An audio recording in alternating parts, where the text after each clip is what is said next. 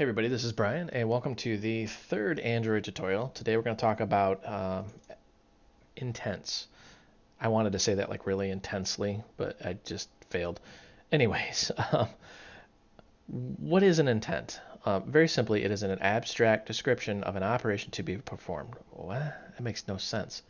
Well, if you look out on images, you'll see this beautiful little flowchart. You have activity A, and you want Android to do something. Let's say you want to launch another activity, meaning you intend to do something. That's why it's called an intent. You intend to do something. So you take that intention or intent, shove it over to the Android system. The Android system says, yeah, I'll allow it. It takes the intent and then actually creates the activity. So you take your intentions and then put it into an activity. The activity then can fire information back. So that's what we're really going to explore today, is how to play around with activities and intents. And hopefully this video doesn't end up being like extremely long because I'm actually kind of hungry. Let's call this app 3, and we're just going to do that, and empty and finish, and it'll computate the rotation of the Earth or do whatever, I don't know. All right, so there we go. We have our layout, and here's our activity. And as we discussed in the previous tutorial, that this will be our default activity through the manifest. You can see we have a main and a launcher here.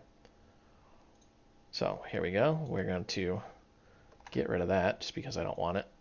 And we're going to put some buttons on here.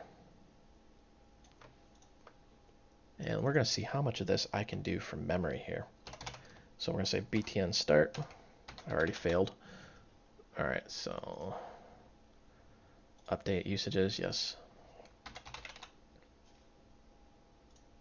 And we're going to say btn result. And let's call this result. So we have two buttons here, start and result. And what we're going to do is we're going to start another activity when we click these things. The difference is going to be start, we'll just start the activity and we don't care what it does. Result, we'll start the activity, but then we want to know what it did. We want some sort of feedback from that thing. So we're going to actually go into our app and make yet a new activity. Let's just make a empty activity here. And let's call this, I don't know what to call this. Customer, why not? I'm hungry, so my brain is like fried. So we have our customer activity now. And see how it's just a blank activity, not to be confused with the one that we have, our main activity. And on here, we are going to drag and drop a button. We'll call this btn close. Close. So just very simply, and we'll just, let's just say, feed me, because I'm like starving. Oh my gosh, I wasn't really hungry until like 2 minutes before I sat down to do this video, but I really want to do this. So feed me. Kind of weird, but whatever. So when we look at our manifest now, you see we have a new activity here. Well, we need to tell Android what to do with that activity. So we're just going to grab this intent filter. Remember in the last tutorial I said you could take an intent and filter it, and that's what we're going to do here. I'll say customer, and we're going to call this default. What's the difference between main launcher and customer default? Well, customer is following the name of the customer. We're saying this is an Android intent action is customer. Think of this as like a, I don't want to call it a namespace or a class path. I forget, while I'm on the spot making the video, I forget what it's actually called, but it's like a fully quantified name. Think of it like a web address almost. It's a location within your program. Then we have category, default, meaning it's not a launcher, it's just a default activity. It's nothing special. We're going to close that out. Now we're going to write some code here, and I'm really particular about how these are set up. So we're going to say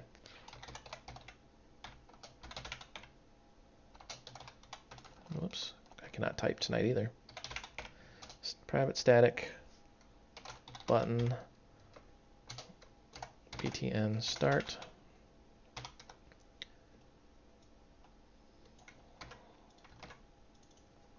btn results. So we got our two buttons, and we are going to wire these things up and have them actually do something.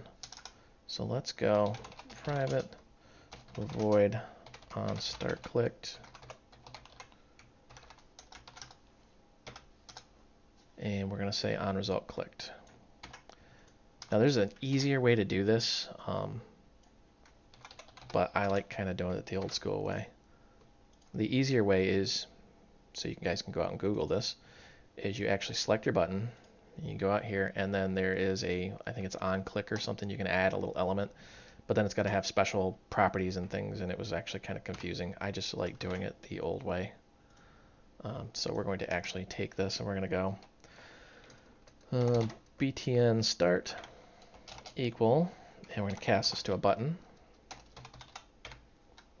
and we're going to call something called find view by ID. And this takes a little bit of explanation. Find view by ID.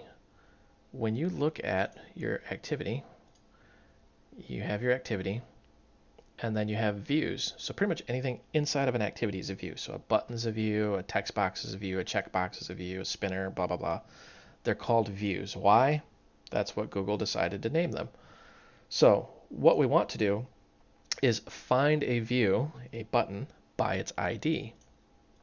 Well, we need to take the R variable, which we discussed in the last tutorial. We're going to say ID, and we're going to say button start. What is this effectively doing?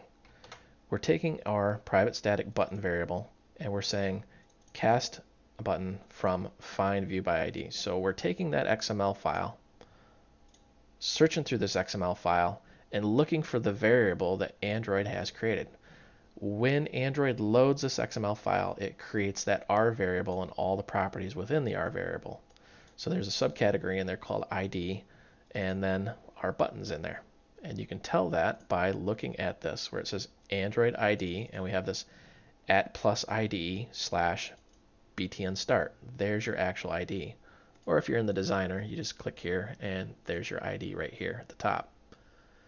So why does Android do it this way? That is a very good question. This has been a source of frustration for me since the day I started. There's probably a better way of doing this. My guess is it saves memory. And that's the story I'm going to stick with because it's been very frustrating for me. All right, so btn result. So now that we have our buttons, we're going to say btn start, set on click listener, new on click listener.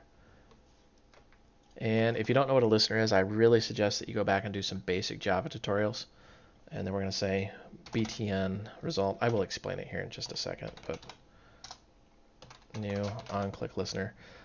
Java doesn't really have, I'm going to get a lot of hate mail for this, but it doesn't really have a very robust event system. So you have to use classes and inner classes and all this other gobbledygook that in some languages it's just a one-line thing, but in Java it ends up being this 500-page monstrosity. So what you have to do is set a listener, which creates this anonymous, I think that's called an anonymous internal class. Somebody correct me if I'm wrong. This is the internet, so I'm sure 1,000 people will correct me, but I think it's called an anonymous inner class. So you're creating a new class called an on-click listener, and then it's in here, meaning it's not actually declared as a variable. It's anonymous. You get the point. But that is how you do that. So we're wiring that up. Now I want to actually create another class here. A new Java class, and we'll call this app settings. And inside of app settings, I want to say public static final string tag equal plus void realms. What we're going to do now is we're going to go in here, we're going to say log.d, and we're going to say app settings tag, and we're going to say on start clicked. Copy and paste this. On result clicked. So now we have our two buttons. And let's just run this, make sure everything runs as we expect it will. Ooh, and we are not filtering, so let's filter some of this nonsense out here. Make sure this starts as we expect it in the emulator. which will take just a second here. Now I'm going to go in here and I'm going to actually filter this.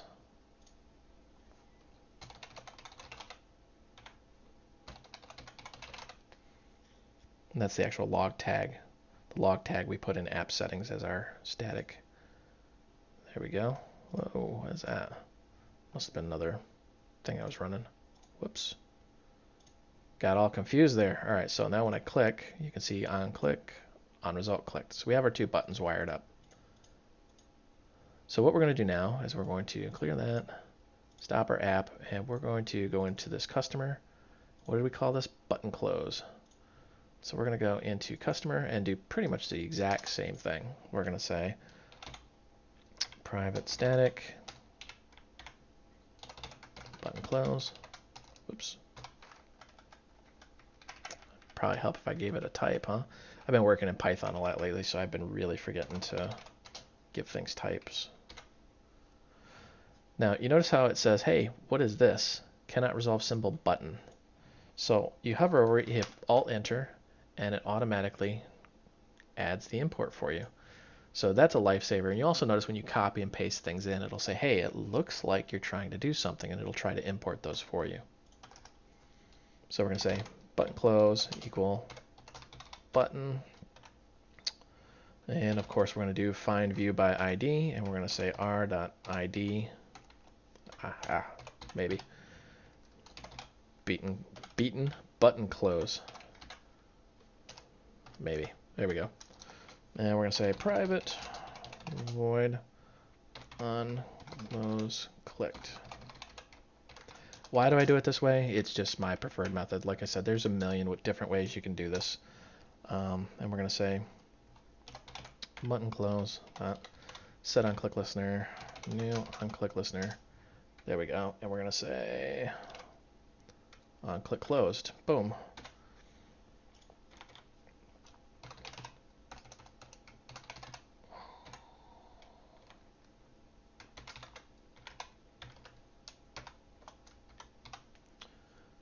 And then we're going to say that.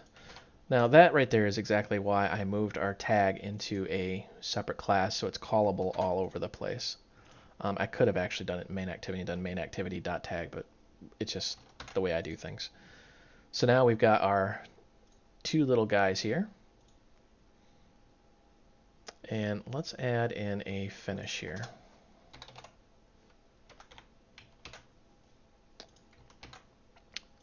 So we got start, we got result clicked. Now what we need to do is we need to tell Android that we intend to do something. So we need to make an intent. So we're going to say intent, and what we need to do now is tell it what we intend to do. So I'm going to go back into the manifest, and I'm going to get this big long string here and say this is what we intend to do. And there's actually a lot of engineering that went into that. It's actually kind of elegant when you think about it. So there's the intent. We're telling it exactly what we're intending to do, which is to open that thing. To do that, we do start activity, and then we give it the intent. Now, intents can be used for just everything. I actually use them for like wiring up my own events and things like that. So in my listeners that I make in my classes, I'll send an intent right back, and you'll see why. So we're going to make a private static int, and we're going to call this feed customer equal 1. Should probably make that final.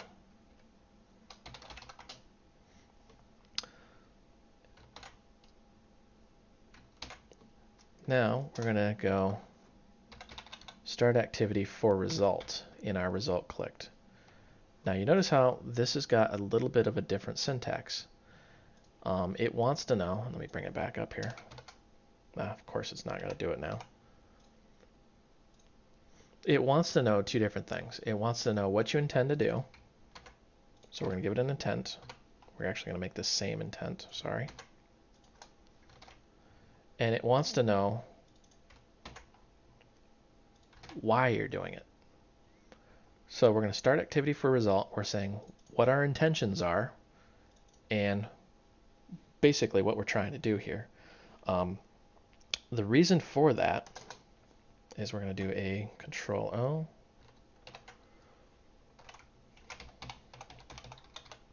We need to get a onActivity result. So onActivity result has got three things. It's got a request code, a result code, and an intent. There's that intent again. So what we're going to do is we're going to launch this same activity two different ways, and you're going to see exactly what happens. And we're going to actually just log app settings tag, and we're going to say, well, let's just copy and paste this. My brain is just like completely fried. I'm tired, hungry. Oops. I told you my brain was really fried. There we go. And let's look at our emulator. It's not running good. So we're going to fire this bad boy up here and see what we can do. All right, so here's our activity, and we're going to click Start. Feed me. Now, if I click back, notice how nothing happens. I can even start this, and I can click Close. Nothing happens. It just says we closed it. But it's not firing this onActivity result, which is what we want to do. So when you start an activity in the onStart click, you're just starting it. You're just firing and forget. You don't care what happens. But when you click on the result button, notice how we're doing start activity for result, meaning we expect a result. We demand a result. So let's clear this out. Let's go back here. Whoops. We're going to click result. Same thing, shows the activity. Now when we close it, you see onActivity result, meaning it fired this guy back in our main. We can even go here and we can just back out of it, and it still gets the onActivity result. So we've got some rudimentary feedback here that the activity that we've started has now stopped. Now what we want to do is figure out what happened in that activity, because we're going to do something. The customer is going to say, I love it, I hate it, go away, bring me water, something, but we want to know what happened.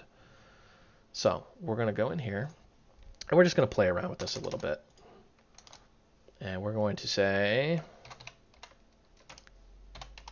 log.d app settings.tag. Let me close this little thing down so we can see what we're doing here. And I'm going to say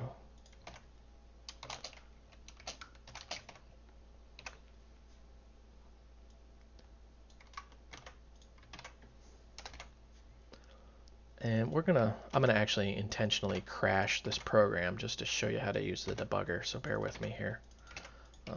You're kind of getting a 2-for-1 combo. I was going to do like a whole series on debugging, but I kind of want to introduce it early. That way if somebody has a problem, they know what to do. So we're going to run our app here. And we're going to start, and we're going to actually crash this thing. Are you ready? 3, 2, boom. Oh, it didn't do it. Oh, now I'm sad. Oh, I know why it didn't crash. Hold on a second. We will make this thing crash. I will crash this. We're going to actually do an intent here. So we've got our intent, and we're going to put some extra data in here. So we're going to say put extra, and the syntax for this, of course, is you can give it like a name. Notice how it's string name and then a type. So we're going to give it, we're going to say food and somebody, anybody. What are we eating tonight? Pizza. Why not? Everybody loves pizza. So we're going to put an extra, and we're going to give it pizza. Now, what we want to do here is go back into customer, and before this finish, we want to actually tell it, hey, there was a result of some kind. So we're going to say set result, and we're going to say result OK. Notice how there's result canceled, result first user, etc., etc. We're just going to say result OK. Now, typically, this is when you would save some information. To do save, save, save. And you would persist that down to a file or a database or something like that. You can actually even put it in an intent and send it back to the other activity. But let's see if we can crash this. Sorry, I got sidetracked here. It probably still won't crash it. Let me do it again. Let's say has extra food.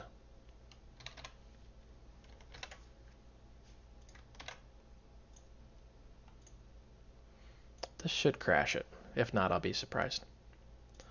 So we're going to close. Yep, there we go.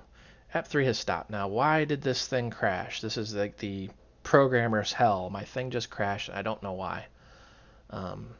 So what we're going to do is we're going to actually get a little quick mini tutorial in debugging. You see this little debug icon right here? We're going to click that. Click our emulator, bring our emulator up. And you notice how it says waiting for debugger. You'll actually see this physically on your phone. Now the debugger is attached. So if we hit result and we close this, boom, now we have our stack trace, fatal exemption main. Java lang runtime, failure delivering result info. You'll see that quite a bit in your errors. But why? Why? What happened? Null pointer exemption. Attempt to evoke virtual method, blah, blah, blah, blah, blah, blah, blah, on a null object. And then it gives us the line and everything on where it happened. You just kind of got to follow it through. That's why it's called a stack trace. What's happening here is our intent is null. So we're going to say if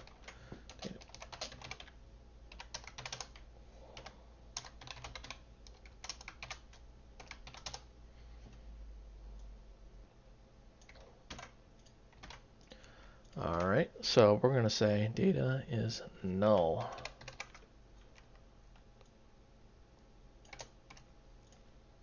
And we're going to actually turn that into an error for our logging so we can see that beautiful little thing. So let's run this again. Get our emulator up and going, and I want to see that monitor. And result clicked. We're going to close this. Now, notice how we've got our debug messages. We have activity result, the request code is 1, the result code is -1, data is null. Notice how that line's red is because we did that as an E or an error. Request code, that tells you what we did. Feed customer is 1, the request code is 1. We can say 99, 1,000,062, whatever we want. Point is, if you're going to have, say, 5 different buttons, and all of them you want to start an activity and get a result, that is how you would determine. You would just simply do a switch statement saying, you know, I want to know what the request code was. The result code is, well, you guessed it, the result here, the set result. So we're going to say if result, wow, I cannot spell, result code equal result OK, then, and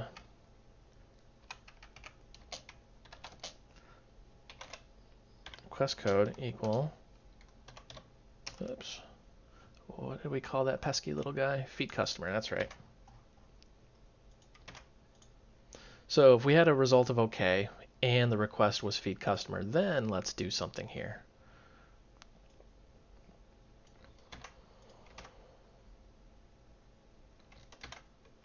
And let's do this. Actually, let's not do that just yet. Let's just say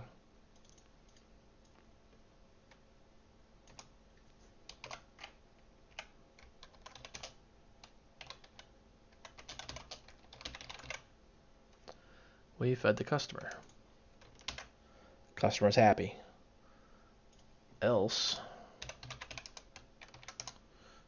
customer's not happy. And we're just going to say nope. All right, so some basic Java here. What we're really doing is we're saying, all right, launch this thing for an activity. I'm sorry, launch the activity for a result. That's how hungry I am. And then when it closes, we're going to get the activity result. Now, they're either going to back out of it, which is a cancel, or they're going to click close, which is going to save your data, do whatever you want to do, at which case we have successfully fed the customer. Otherwise, nope. So let's run this again. And bring up our monitor here. Let's close that out. So we're going to go result, and we're going to click close just to see what it does. And it says, the data is null, we fed the customer. Now, why is it still saying data is null? Because we haven't returned an intent from the customer class, which we'll do here in a second. So we did feed the customer, meaning we know that we opened the customer activity and we got a result OK back because they actually clicked the close button. So what we want to do in the customer class here is we want to say, hey, there was an intent. I know there was an intent. So we're going to get that intent. And we're going to say if, intent dot has extra, and we're going to give it a name of, what was it, food. We're going to say long dot d app settings dot tag, comma. I'll say thank you. Whoopsie. I love pizza. I love, and then we're going to actually get the value here. Intent get extra. Now you notice how on the get extra, it's not get extra, it's get string extra or get boolean, or there's all tons of them, but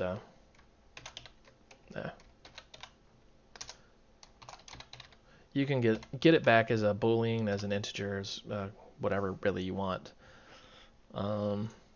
If it doesn't have that, we're going to say log e app settings tag, big bold letters. The customer's not happy. Where is my food? Because I'm starving. All right, so let's look at the program structure here. We've got two different buttons. We have start and result. Start is just starting the intent. It doesn't, or starting the activity. It just does not care. It just is here, start it.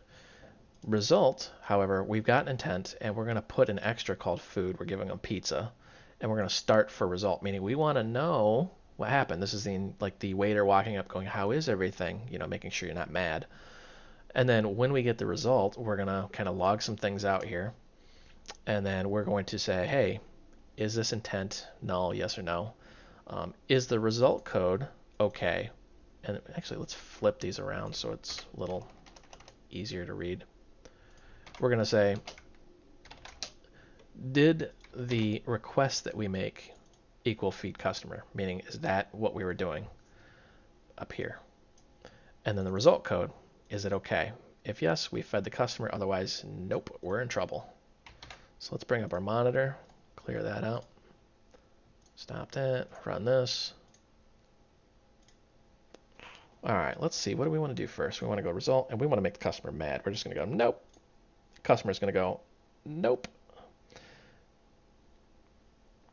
And if we start this, notice how nothing is just on started, because we're just starting and we don't care. So we're going to do result again. Let's clear all this out. Now we want to actually close this. We fed the customer. So we know that feed customer was called and the result was okay, meaning they actually clicked that close button. They said, thank you. And it even says, thank you, I love pizza, because we were sending that. Now that's via the intent. Now we want to actually get some sort of result back here. So we're going to take this set result, move it down here, and we're going to say intent set extra, or I'm sorry, put extra. Let's call this comment.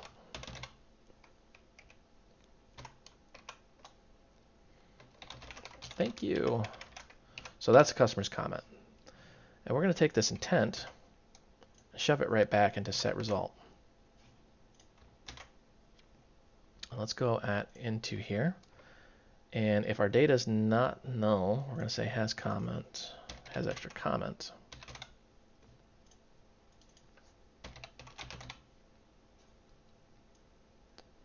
And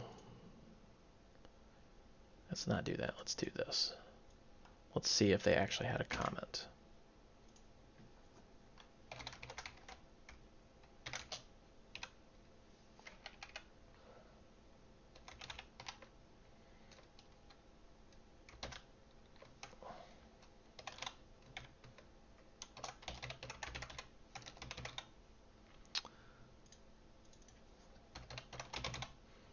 My brain is like hitting, critical mass here because I have not eaten and I'm like really starving. So this is how we're going to pass data back here. I want you to really understand this. We're going to do the set result. We're going to say okay, but this time we're taking the intent. So we're taking the intent that we're just getting. This is the same intent that was used to call, and we're going to push it right back through the set result. So if we look at this graphic here, the intent's created, pass the system, blah, blah, blah. Activity B is getting that same intent. We're just going to pass it right back to activity A after we've modified it. A little bit of impromptu. I've never actually tested this because it's bad design, and I'll explain why here in a second. I just want to demonstrate that it is doable. So we're going to hit result, and we're going to hit close. And the data is thank you, meaning customer in the customer class is thank you, I love pizza. But then in our customer class, we're putting an extra called comment thank you, and we're printing that out right here by the data get string extra. I hope that's not too confusing. Data is an intent, so we're getting the string extra out of the intent. Remember, an intent is something you intend to do. With that intent, you can put little extras in there, and that's all we're doing is just grabbing those extras. Now, that is horrible design. Do not do that, and here's why. When you look at your manifest, you notice how these are completely different. These two activities right here. Totally different with different filters, different categories, etc., etc. Part of the Android design is that you can call an activity from another program. That's how dialer works. So if you're on like Facebook and you want to call somebody, you hit the call button, it brings up your phone dialer. Facebook didn't recreate a dialer from scratch. It's actually calling the dialer activity from the Android system. So you can make parts of your activities or parts of your program, these activities, open to the world. So you could say, hey, this customer activity is really cool. Why don't you guys use it in your programs? And they can call that directly, completely bypassing your main activity. So if we go back to our graphic here, they can call activity B, and activity A never has a clue that even happened. Not a clue. So part of what needs to happen here, if you go back here, you see right here this little comment to do, save, save, save, save. The reason why you do that is because if you're calling that data is lost forever because it's not being returned. Now, the calling application can do an on-activity result, and they can read the intent and things of that nature, and that actually happens quite a bit. But you really shouldn't do that. It's kind of a no-no. The reason why it's a no-no is because you can lose information, you can forget to save it. It's just bad design by nature. I know I'm going to get some hate mail saying that's the way it's designed, that's the way it's intended. That's why you have this intent data. But I'm telling you right now, for a professional grade application, do not do that. Actually persist it down to a file, something of that nature, a file, a database, which we'll cover in future tutorials. That way, even if you're within your program and it crashes, you've still got that data. You didn't just poof, lose it forever. Now, that being said, in future tutorials, I will absolutely use this intent data, even though I've just told you not to do it, because with everything programming, there's more than one ways to do it. So to recap, what we've talked about is how to take an activity, create an intent, launch another activity, and even how to get a result back from that activity. So you've kind of seen the full life cycle here. That was a lot of talking on my part. I hope you found this educational and entertaining. And be sure to visit my website, voidrealms.com. The reason being, glad you stuck around, is we have a Void Realms Facebook group. So if you go to contact, you can click on that. We have 1,000 programmers out there that are really helpful. I use it as a resource every single day. Some of the folks in there make me feel really stupid because they're much smarter than me. And I'll load the source code into the Android. Why is that at the bottom? I thought I alphabetized this. Anyways, I'll load the source code for this and all the other tutorials. One final note, this site is 100% funded by your donations. If you're a college student and you can't afford it, do not donate. But if you're like a big Fortune 500 company and I just saved you $10 million sending your people to training, then by all means, send me $10 so I can help keep the website running.